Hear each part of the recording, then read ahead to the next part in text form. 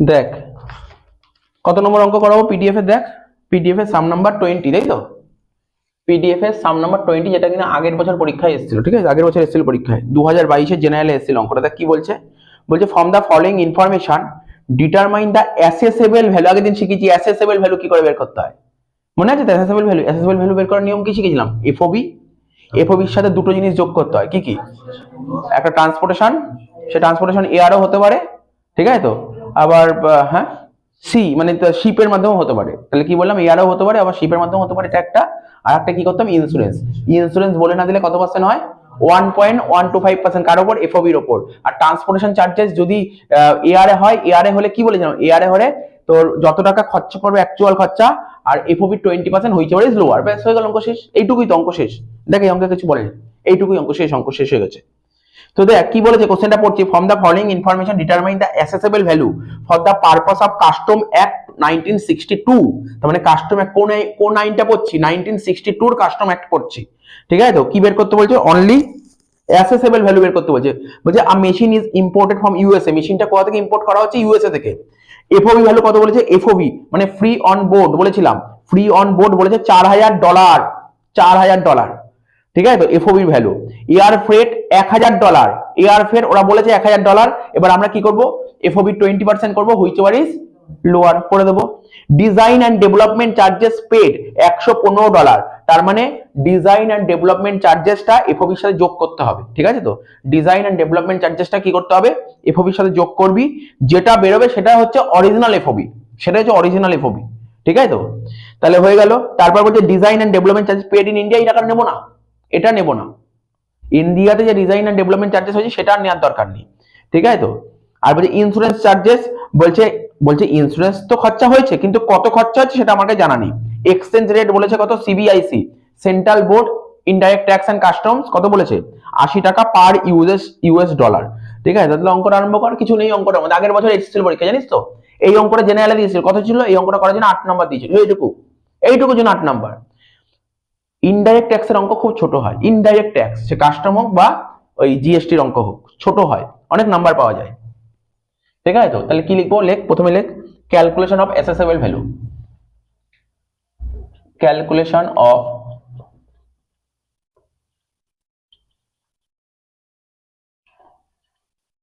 Of অ্যাসেসেবল value, ঠিক আছে? Calculation of অ্যাসেসেবল value. তো কি করব? দেখ দাগ তো জানিস কেমন হয়, দাগ আমি জানি, তোরাও জানিস নিশ্চয়ই। পার্টিকুলার আর রুপিসের ঘর হবে, ঠিক আছে তো? আমি আর দাগ কেটে সময় নষ্ট করছি না। তবে এখানটায় না রুপিস না লিখে কি লিখছি দেখিস তো? দেখ ভালো করে দেখ কি লিখছি, অ্যামাউন্ট লিখছি। বুঝতে পারলি কেন অ্যামাউন্ট লিখলাম? কেননা রুপিস তো আমাদের দেশে রুপিস, আবার ইউএসএ ডলার, আমি এখানে অ্যামাউন্টের ঘর করলাম। দেখ ডলারটাও কিন্তু একটা অ্যামাউন্ট, আবার রুপিসটা একটা অ্যামাউন্ট। রুপিস বা ডলার ওটা তো একটা ইউনিট, কারেন্সির একটা ইউনিট, কিন্তু অ্যামাউন্ট তো অ্যামাউন্টই, বুঝতে পারছিস তো? এখানে লিখবো, ভালো করে বোঝ। প্রথমে লিখবো কি এফ ও বি, কত বলেছে বল অঙ্কে? এফ ও বি $4000, তাই তো? এখানে লিখবো, দেখ এরকম লিখবো, দেখ সাইনটা দিয়ে দেবো, ডলার সাইন দিবি, হ্যাঁ $4000 এইভাবে লিখবি। বুঝতে পারলি কি বললাম? বুঝতে পারলি কি বললাম? এফওবি $4000। তারপর কি বলে যেমন ডিজাইন এন্ড ডেভেলপমেন্ট চার্জেস, কোন ডিজাইনটা নেবো? ওই ফরেনে মানে ইউএসএ যে খরচাটা করে সেটা নেবো, ইন্ডিয়ারটা নেবো না। কি লিখবো? Design and development charges. লেখ ডিজাইন এন্ড ডেভেলপমেন্ট চার্জেস। কত টাকা দিয়েছে বল? $115। তাহলে এটা হলো কি 4115, তাই তো? এত ডলার। এটাকে কি লিখবো? এটাকে লেখ এফওবি, এটাকে লেখ এফওবি অ্যাজ পার কাস্টম ল। কি লিখলাম? এফওবি অ্যাজ পার কাস্টম ল, এই কথা লিখতে হবে, অ্যাজ পার কাস্টমস ল। কাস্টম ল ওয়াইজ এফওবি কত? 4115, এই কথাটা লিখতে হবে অ্যাজ পার কাস্টমস ল, ঠিক আছে তো? হয়ে গেল। নেক্সট কি করব বল? এত তো হয়ে গেল, বল এরপর কি হতো মনে আছে তো? যোগ দিয়ে ট্রান্সপোর্টেশন কস্ট, তাই তো? মনে পড়ছে তো? ট্রান্সপোর্টেশন কস্ট বা চার্জেস লিখতে পারিস। নিয়ম কি ছিল? Actual cost or ball or 20% of FOB, এভাবে লিখবি, হুইচ এভার ইজ লোয়ার, এই কথাটা পুরো লিখতে হবে। তাহলে অ্যাকচুয়াল কস্ট কত বলেছিল বল অঙ্কে? কোথায় বলেছিল? হ্যাঁ $1000 বলেছিল, $1000। or 20% of FOB মানে 4115 20% কত হচ্ছে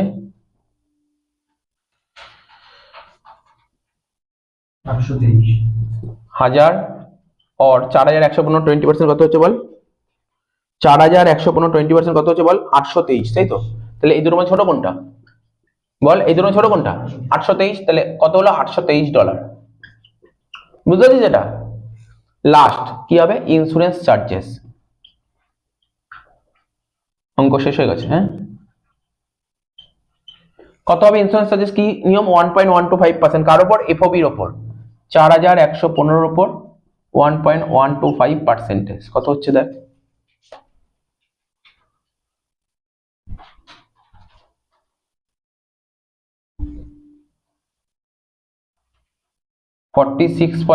কিছু বেরোচ্ছে বলতো কত হয়েছিল বলতো এটা করে এর 2929 46.29 হয়ে গেল এত অবধি এত ডলার বেরোলো ঠিক আছে এটা হচ্ছে অ্যাসেসেবল ভ্যালু ঠিক আছে লেখ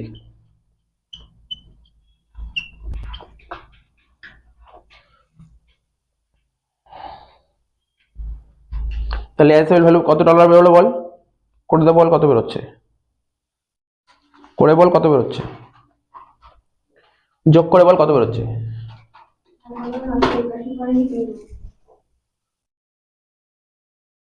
81 কেন রে 84 হবে তো এই 5 আর 3 8 8 আর 6 14 হচ্ছে 4984.29 এত ডলার ঠিক আছে এত ডলার বেরোলো কিন্তু এটাকে কিসে কনভার্ট করতে হবে রুপিসে কনভার্ট করতে হবে তাহলে লিখ অ্যাসেসেবল ভ্যালু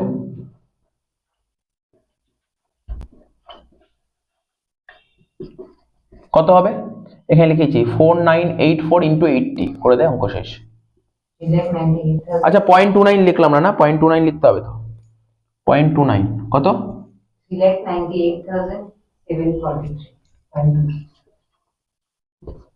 743 এটা রুপিস শেষ এই অঙ্কটা পরীক্ষায় দিয়েছিল কঠিন ছিল না দেখ কিছু অঙ্কের মধ্যে কোনো রকম কঠিন কিছু ছিল না এইটুক ছোট্ট একটা অঙ্ক দিয়েছিল 8 নাম্বার কতক্ষণ লাগবে অঙ্কটা করতে জানা থাকলে 3 থেকে 3.5 মিনিট লাগবে অঙ্কটা করতে 3-3.5 মিনিট লাগবে বেশি লাগবে না আমাদের করছি বলে বলে কথা বলে বলে করছি তাই টাইম লাগছে এমনি 3-3.5 মিনিট লাগবে কতক্ষণ লাগবে করতে একটু তাও তো লাগা উচিত না অনেক এইটুকু অঙ্ক তো 10 নাম্বারে যদি 3 মিনিট 3.5 মিনিট দিস তাহলে তো অনেক কম সময়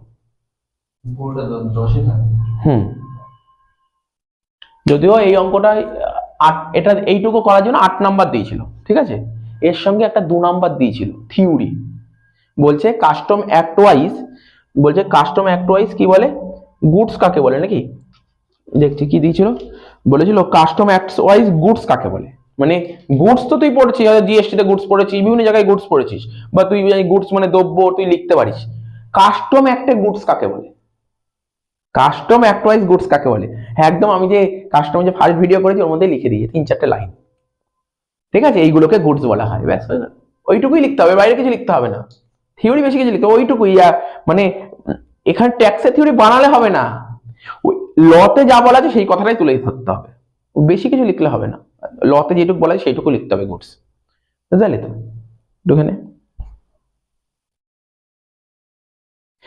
আচ্ছা দেখ নেক্সট অঙ্ক 2022 অনার্স আগের বছর যে অঙ্কটা পরীক্ষায় এসেছিল এবং এই অঙ্কটা জানিস তো একটু ভালো করে শুনিস অঙ্কটা আমি আগের দিন একটা অঙ্ক করেছিলাম মনে করার চেষ্টা কর আগের দিন একটা অঙ্ক করেছিলাম 2019 এর অঙ্ক মনে পড়ছে তো 2019 এর একটা অঙ্ক সেম অঙ্ক তুলে দিয়েছিল দেখ শুধু ডিজিট চেঞ্জ করে দিয়েছি অঙ্ক সেম তার মানে দেখেছিস পুরো অঙ্ক হুবহু কমনই পড়ে তো দেখ আচ্ছা অঙ্কের নাম্বারটা একটু বলবি কত ছিল হ্যাঁ 19 নম্বর সাম এই কোশ্চেনটা পড়ি কি বলেছে বলছে আর একটু শুনে নি একটু কোশ্চেনটা কেমন দিয়েছিল দেখ একটু শোন এই কোশ্চেনটার পরীক্ষায় না কাস্টমস এর অঙ্ক 11 দাগেই আসবে 11 দাগে একটা থিওরি দিয়েছিল কাস্টমস থেকে থিওরি দিয়েছিল পুরো 10 নম্বরের থিওরি কেমন থিওরি দিয়েছিল একটু পড়ছি শুনে নে কি থিওরি দিয়েছিল আগের বছর বলেছিল what is the taxable event under custom act custom অ্যাক্টে ট্যাক্সেবল ইভেন্ট কাকে বলে তুই হয়তো পরীক্ষায় ট্যাক্সেবল ইভেন্ট পড়ে গেছিস তুই অন্য কোনো টপিকে ট্যাক্সেবল ইভেন্ট পড়েছিস তোকে কাস্টম অ্যাক্টে ট্যাক্সেবল ইভেন্ট বলতে হবে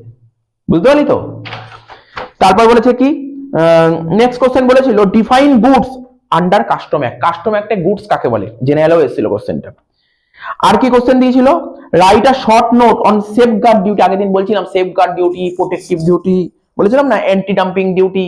তার মানে কি এসেছিল, আগেবার সেফগার্ড ডিউটি চলে এসেছিল, এবছর তাহলে বুঝতে পারছি প্রোটেক্টিভ ডিউটি আর অ্যান্টি ডাম্পিং ডিউটির মধ্যে আসবে, কমন জিনিস। তো বুঝতে পারলি তো, এইগুলো থিওরি 10 নম্বরে, তিনটে পার্ট ভেঙে ভেঙে থিওরি 10 নম্বর। যে থিওরিটা লিখবে না সে অঙ্ক করেছিল, এবং সবাই অঙ্কই করবে, সবাই অঙ্কই করে, ঠিক আছে। তো তো দেখ স্যার অঙ্ক টুকে নিয়েছেন, দেখ টুকে নিইনি, আগের অঙ্কটা করালাম না, আগের অঙ্কটা কি করালাম 2022 জেনারেল অঙ্কটা করলাম, একই আইটেম গুলো এখানেও সেম সেম আইটেম আছে, একই অঙ্ক, একই অঙ্ক।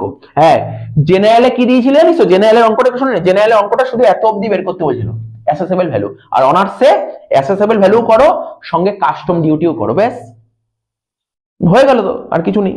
তো দেখ অঙ্কটা পড়ছি, বলেছে তোকে এফওবি ভ্যালু কত বলে দিয়েছে বল, এফওবি ভ্যালু, এফওবি ভ্যালু বলে দিয়েছে 1000 ইউএস ডলার, কি বলেছে 1000 ইউএস ডলার। তাহলে কি লিখবো, দেখ এখানে লিখবো এফওবি ভ্যালু 1000 ইউএস ডলার, এই দেখ উপরে 1000 লিখে দিয়েছি, ঠিক আছে, 1000 ডলার, দেখেছিস তো 1000 ডলার, কি বললাম বুঝতে পারলি, এফওবি ভ্যালু কত লিখলাম 1000 ডলার, ক্লিয়ার হয়েছে, কোনো সমস্যা নেই।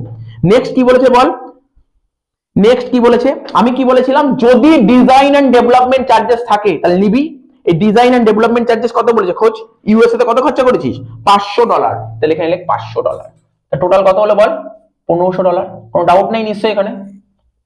এটাকে বলে এফওবি অ্যাজ পার কাস্টম ল, কি লিখলাম এফওবি অ্যাজ পার কাস্টম ল, ঠিক আছে তো, বুঝতে পেরেছিস তো, পুরো সেম টু সেম অঙ্ক।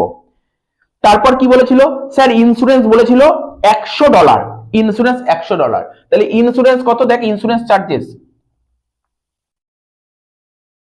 তুই এখন বলবি যে স্যার স্যার ইন্স্যুরেন্স, এখানে দেখ আমি কি শিখিয়েছিলাম, যদি ইন্স্যুরেন্স স্যার টাকাটা বলে না দেয় তখন এফওবি ভ্যালুর উপর কত পার্সেন্ট 1.125%, আগের অঙ্কে ইন্স্যুরেন্সের ভ্যালু ভ্যালু বলে দেয়নি, তাই আমরা এফওবির উপর 1.125% চাপিয়েছিলাম, এই অঙ্কে তো ইন্স্যুরেন্সের ভ্যালু বলেছে, তাহলে 1.125% করার দরকার নেই, তাই এটা মুছে দিচ্ছি, ঠিক আছে, এটা মুছে দিচ্ছি। তো কত ছিল বল ইন্স্যুরেন্সের টাকাটা, ইন্স্যুরেন্স বলেছিল তোর হচ্ছে 100 ডলার, তাহলে এখানে লিখলাম 100 ডলার, হয়ে গেল।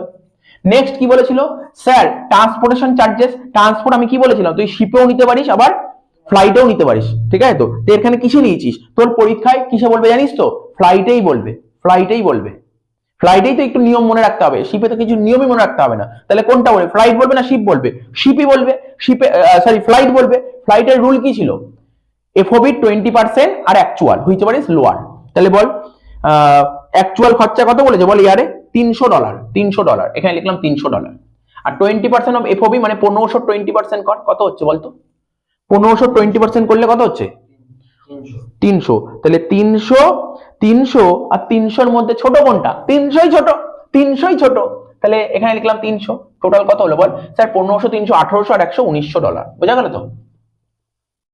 এত অবধি নিশ্চয়ই কোনো রকমের কোনো ডাউট থাকা উচিত নয়, কি ডাউট আছে এত অবধি বল, 1900 ডলার। আচ্ছা অ্যাসেসেবল ভ্যালু আর একটা নাম শিখিয়েছিলাম মনে আছে, কি বলেছিলাম, সিআইএফ, সিআইএফ, ঠিক আছে, সিআইএফ, এটা মনে রাখবি, সিআইএফ, হয়ে গেল। এবার এটাকে টাকায় কনভার্ট করব, কি রে কত বেরিয়েছে আমার 1900 ডলার, 1900 ডলার মানে কত অ্যামাউন্ট, এখানে দেখ, হ্যাঁ বল 73.50, ও একটা 73.50 মাল্টিপ্লাই করতে বলো, ঠিক বলো না ভুল বলে, এটা আমরা আগের দিন বলেছিলাম, এই দেখ আমার অ্যাসেসেবল ভ্যালু কত ডলার 1900 ডলার, এর সাথে কোন রেটটা গুণ করতে হয়, কোন রেটটা গুণ করতে হবে তোকে মাথায় রাখতে হবে,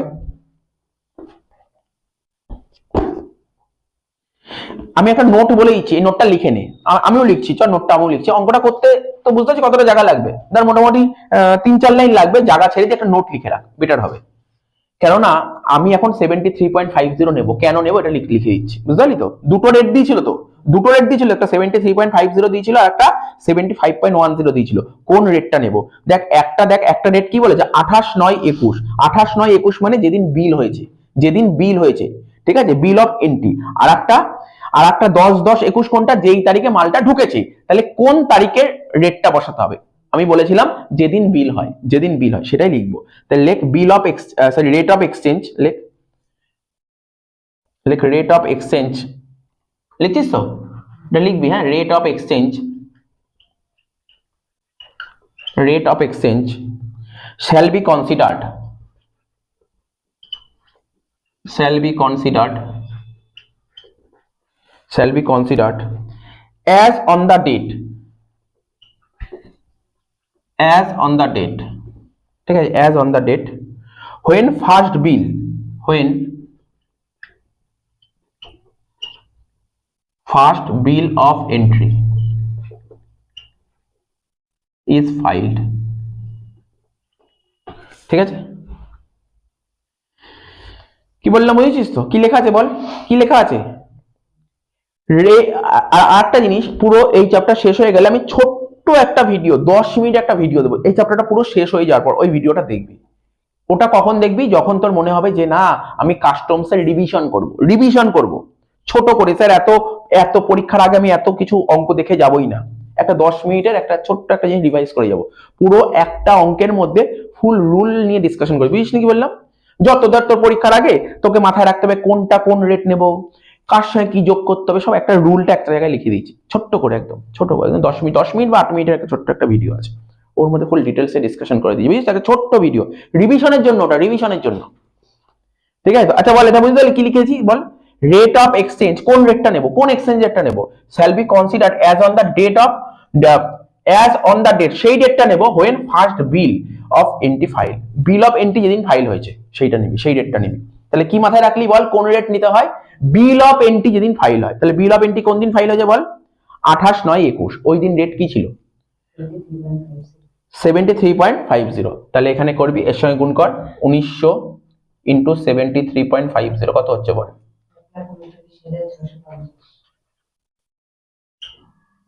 1,39,650 হয়ে গেল। বুঝবো? এটা নোটটা মুছে দিই, নোটটা সবার টকা হয়ে গেছে। এবার কি করবো দেখ, এবার কি করবো দেখ, ভালো করে দেখ, আর এক লাইন বাকি, অঙ্ক শেষ। দেখ ভয় পাওয়ার কিছু নেই, এরকম অঙ্কই পরীক্ষায় আসবে, এরকম অঙ্কই পরীক্ষায় আসবে, কিছু নেই অঙ্কটার মধ্যে একদম। নেক্সট, এবার কি করব বল, এবার কি করবো স্যার? সপ্তাহ হয়ে গেল, এবার আপনি কাস্টমস ডিউটি গুলো বের করো। প্রথমে কি করবো? বিসিডি, মনে আছে তো? বিসিডি কি রে? প্রথমে কি করবো বল? বিসিডি, বিসিডি, বিসিডি কত পার্সেন্ট হয় বলতে হবে এখানে? হ্যাঁ, বিসিডি 18%। তোকে জানিস তো, শুনছিস তো, পরীক্ষায় নোট লিখতে হবে, নাহলে ফুল মার্কস দেবে না। যেমন আগের নোটটা লিখলাম, তাহলে ওরা বুঝতে পারলো কোন রেটটা হবে। এখানেও নোট লিখতে হবে কোন রেট হবে। 18% বললি, ঠিক বলেছিস, কিন্তু কেন 18% হলো ওটা বলতে হবে, লিখে দেবো নোটটা, যেমন আগে যে নোট লিখলাম ওরকমই এটা নোট লিখবো, ঠিক আছে তো? কি বললাম বুঝতে পারলি তো? তাহলে বিসিডি বললি 18%, তো চ আগে 18% করে নি। কার উপর 18% বল? অ্যাসেসেবল ভ্যালুর উপর। তাহলে এখানে লিখবো কি 139650 ইন্টু 18% করে বল কত হচ্ছে? 25,137 লিখে দিলাম, 25,137। তারপর আর কিছু ছিল? SWS মানে সোশ্যাল ওয়েলফেয়ার, কি সোশ্যাল ওয়েলফেয়ার সারচার্জ, কত পার্সেন্ট বলেছে? 10%। কার উপর হবে? এর উপর 10% হবে, 25,137 উপর 10%। কত হচ্ছে টাকা বল? 2514, তাই তো? কত হচ্ছে? 2514 তো।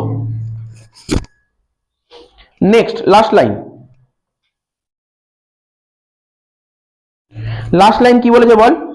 কি বলেছে বল? আর কি বলেছিল? আর কিছু বলেছিল? আইজিএসটি বলেছিল, আইজিএসটি বলেছিল, লেখ আইজিএসটি, লেখ আইজিএসটি কত পার্সেন্ট বলেছিল? 12%। 12% দেখেছিলি তোর এতদিন অঙ্ক করেছিল আইজিএসটি 12%ই থাকতো, ঠিক আছে? আইজিএসটি 12%। তাহলে আইজিএসটি কার উপর হয় তোরা তো জানিস নিশ্চয়ই, কার উপর হয় বলতে পারবি? তাহলে যেমন হতো কর আইজিএসটি 12% কর।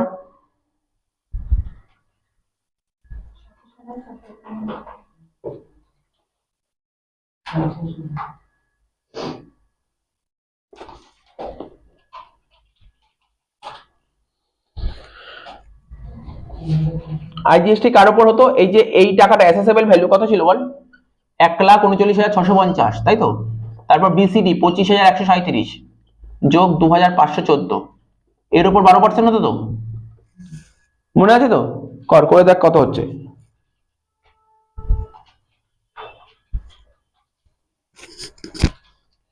এরও 12% করে বল কত হচ্ছে?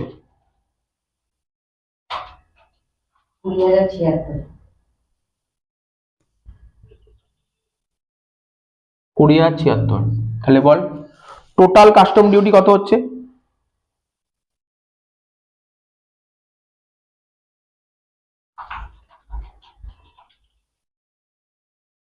টোটাল কাস্টম ডিউটি কত হচ্ছে বল?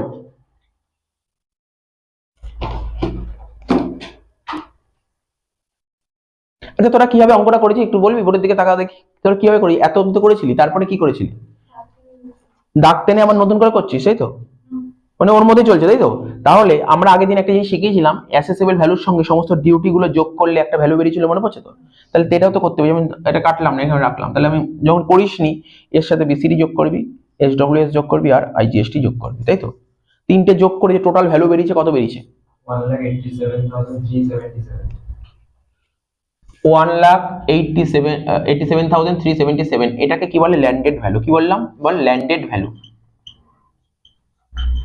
এত অবধি বুঝতে পেরেছিস তো ল্যান্ডেড ভ্যালু? এখন যদি তোকে জানিস তোকে কি জানতে চাইছে, তোর কাছে কি জানতে চাইছে? অ্যাসেসেবল ভ্যালু। আর কি জানতে চাইছে বল? ডিউটি। কত ডিউটি? তা কত ডিউটি বলতে পারবি? শিখিয়েছিল ডিউটি কত হচ্ছে, বল ডিউটি কত বলতে পারবি? আরে এটা হচ্ছে অ্যাসেসেবল ভ্যালু আর এটা হচ্ছে ল্যান্ডেড ভ্যালু। আরে ল্যান্ডেড ভ্যালু থেকে অ্যাসেসেবল ভ্যালু বাদ দিলে তো ডিউটি হয়, তাই না? লিখতে পারবি? তাহলে লেখ custom duty payable equal to, লেখ নিচে লেখ custom duty payable equal to, কি লিখবি বল? শর্টে লিখলাম ল্যান্ডেড ভ্যালু মানে কি? এলভি। কি রে? ল্যান্ডেড ভ্যালু মানে এলভি মাইনাস কি হবে? Assessable value AV. তাহলে কত হবে? 1,87,377 মাইনাস 1,39,650 করে কত হচ্ছে বল?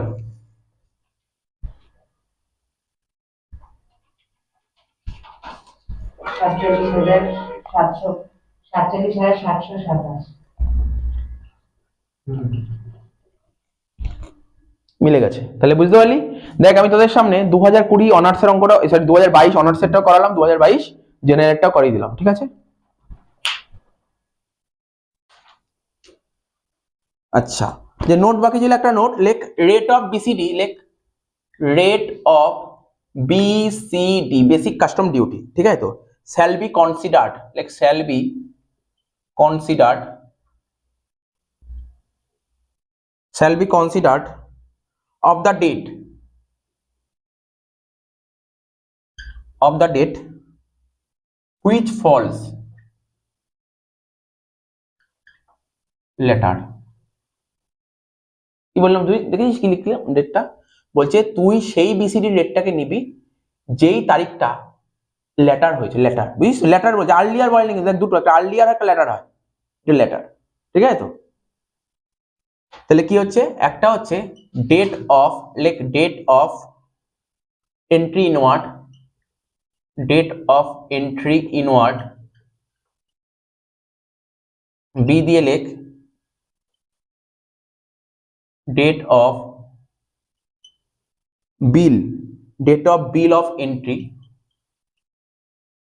Date of bill of entry for home consumption.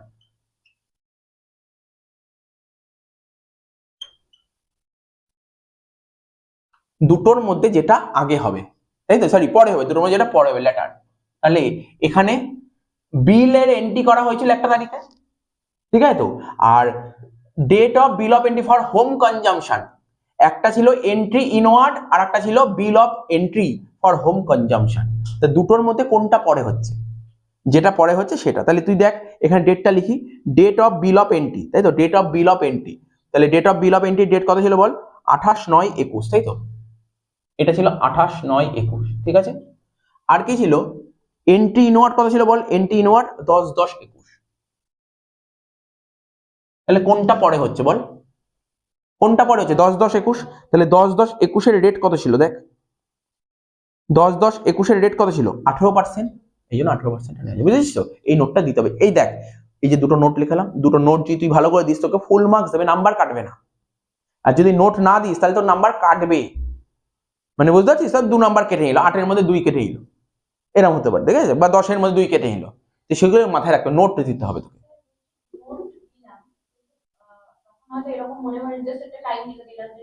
হ্যাঁ ঠিক আছে, বাট এটা হচ্ছে পারফেক্ট নোট, এটা মনে থাকবে, কিছু নেই, কিছু অত কিছু লিখতে হবে না তোকে। তুই কি লিখবি? Rate of BCD shall be considered of the date which fall later, এটুকু লেখ, এটুকু লেখ, ঠিক আছে? এটুকু লিখতে পারিস, সমস্যা নেই।